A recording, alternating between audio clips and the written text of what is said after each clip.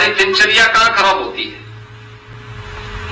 जब हम समय पे जगते नहीं, समय पे सोते नहीं। हमारे एक बहुत वरिष्ठ पदाधिकारी थे,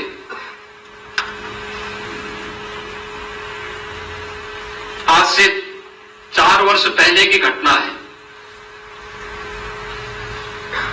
उत्तर प्रदेश विधानसभा के संचालन के साथ उनको जुड़ना था,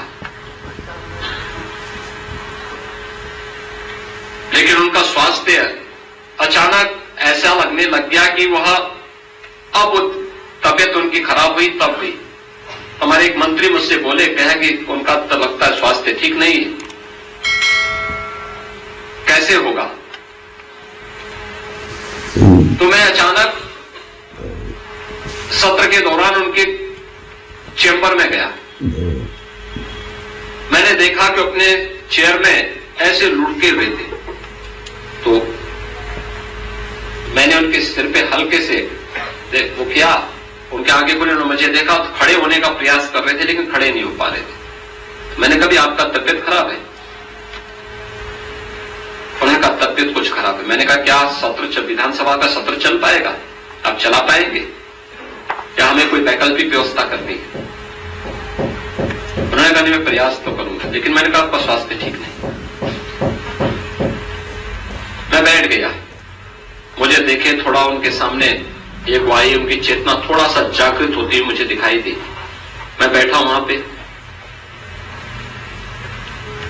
मैंने कहा, अच्छा बताइए आप कितने बजे जगते हैं? उन्होंने कहा, देखिए विधानसभा चल रही है तो 10 बजे सो के उठता हूं। और मैंने कहा, वैसे? कहा 12 बजे। हमने कहा, 12 बजे आप सो के उठेंगे तो तब तो आपको मर जाना चाहिए। तो वो मुझे देखे, तो फिर मैंने कहा, वे सोते कितने बजे हैं? कहा, रात्रि को 2 बजे 3 बजे। तो मैंने कहा, 2 बजे 3 बजे सोने का कोई समय होता है?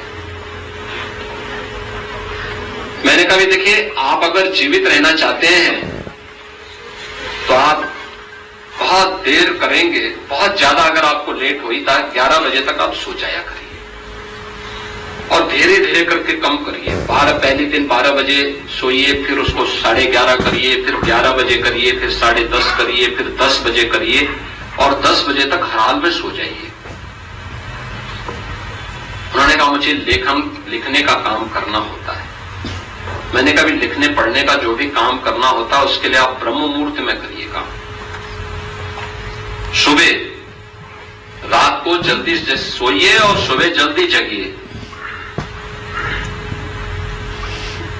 तो उन्होंने कहा, इससे क्या होगा? मैंने कहा, आप देखना, आप केवल एक काम करिए, पहले केवल अपने को नियम संयम के साथ जोड़ दीजिए। समय पे जगना, समय पे सोना, समय पे अपना नाश्ता लेना, समय पे अपना भोजन लेना। अगर आप इतना कर लेंगे तो आप देखेंगे कि अगले 1 महीने के अंदर आपको कुछ अपने शरीर में एक चेतना दिखेगी। चुप रहे। उन्होंने कहा, फिर मैंने कहा, सुबह प्रयास होना चाहिए कि सूर्योदय के पहले पहले आप नित्य क्रिया से निवृत्त होकर के स्नान आदि करके पूजा वगैरह करते हैं तो पूजा वगैरह कर लीजिए, और फिर अपना अन्य कार्य निपटाइए। अगर आपके पास समय है तो उस दौरान आप मॉर्निंग वॉक भी कर लीजिए, थोड़ा थोड़ा प्रयास करिए। अभी तो आप चल नहीं पाएंगे, कोई सहयोगी दीजिए आप, और फिर प्राणायाम का अभ्यास करिए। मैंने एक योग से जुड़े हुए प्रशिक्षक को उनके यहां पास भेजा।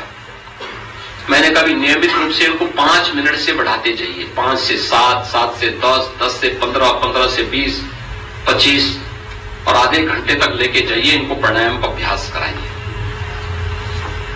आप देखिए, जो 3 वर्ष पहले जो व्यक्ति एकदम मरणासन स्थिति में था, आज वो मेरे सामने चल करके आते हैं अपने पैरों से, और स्वस्थ हैं, पूरी तरह स्वस्थ हैं।